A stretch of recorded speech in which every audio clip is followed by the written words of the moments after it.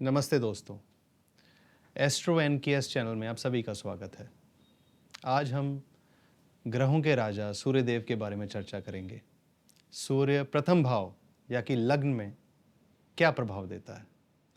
सबसे पहले हम सूर्यदेव के बारे में जानेंगे। What is sun? Sun is your ego, sun is vitality, sun represents your father, sun represents your fatherly figures, sun is a government jobs. What is first house? First house is being yourself. First house is the foundation of your entire life. पहले घर से हम अपनी authority को देखेंगे। पहले घर से हम अपनी ज़िंदगी कैसे बितानी है, उस घर में अगर सूर्यदेव होंगे तो क्या प्रभाव डालेंगे हमारी ज़िंदगी में। Sun is ego, sun is the king. तो वो इंसान राजाओं की तरह रहने वाला इंसान होगा। अपने वर्क प्लेस में वो कभी भी सबॉर्डिनेट बन के नहीं रह पाएगा। जहाँ पर भी, जिस लेवल पे भी वो काम करेगा, चाहे वो गवर्नमेंट हो चाहे वो प्राइवेट हो, कभी भी वो मैनेजरियल लेवल पे काम नहीं करेगा। वो हमेशा टॉप पे ही जाएगा। उसके ऊपर कोई डिसीजन देने वाला कोई ना हो। वो इंसान खुद डिसाइड करेगा आगे पॉलिसीज़ क्या होती हैं। अगर उस इंसान से कोई गलती भी हो जाती है तो उसको कोई बोलने वाला नहीं होना चाहिए। वो बर्दाश्त नहीं करता, because it is ruled by sun, और सन जो है वो किंग है।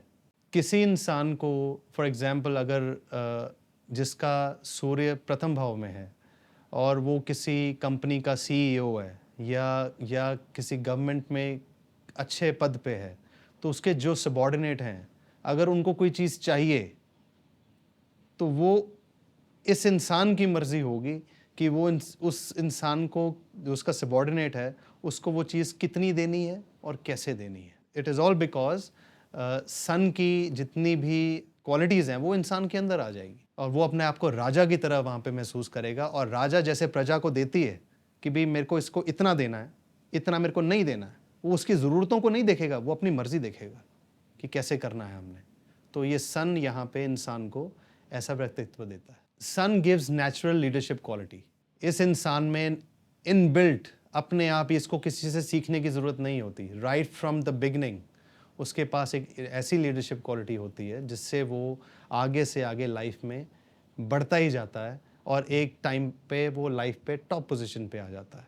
ये आपके लगन में होने से एक आपके जीवन पे ऐसी रोशनी डालता है कि आपको बचपन से ही, जैसे आप टीन एज में पहुंचते हैं, 10 या 15 साल की उम्र में पहुंचते हैं, तो आपको क्या ज़िंदगी में क्या करना है, आपको ये चीज़ें सारी वो क्लियर कर देता है कि आप क्या बनना चाहते हो ज़िंदगी में, क्या अचीव करना चाहते हो, किस लेवल तक पहुंचना चाहते हो। वो ऐसी लाइट डाल देता है आपके लगन में, जो आपकी पूरी दुनिया में, आपकी पूरी ज़िंदगी में वो लाइट का असर दिखता है।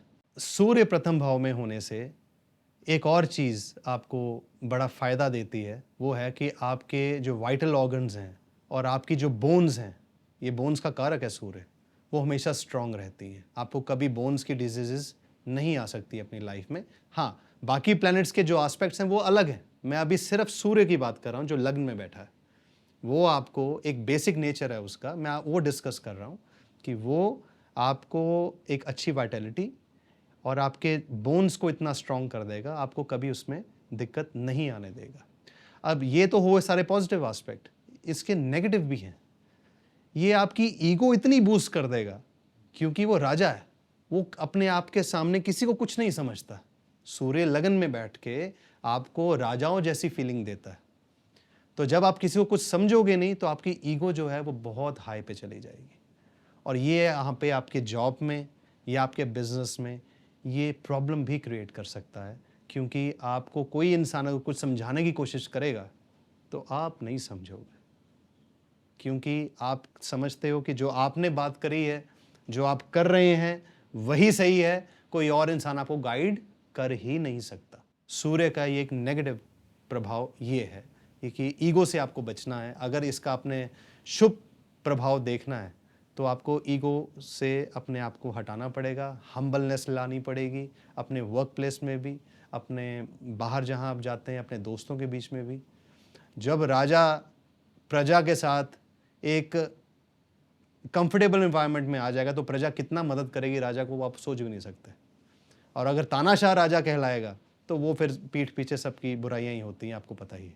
तो इसलिए सूर्य प्रथम भाव वाले लोगों को ईगो से बचना चाहिए। ज़्यादा ईगो हमेशा ही उनको खराब करेगी। सो दोस्तों, सूर्य प्रथम भाव में क्या प्रभाव देता है, ये सारा मैंने आपको आज बताया। अब अगले एपिसोड में हम सूर्य द्वितीय भाव में क्या प्रभाव देगा, हम उस पर डिस्कशन करेंगे। नमस्कार।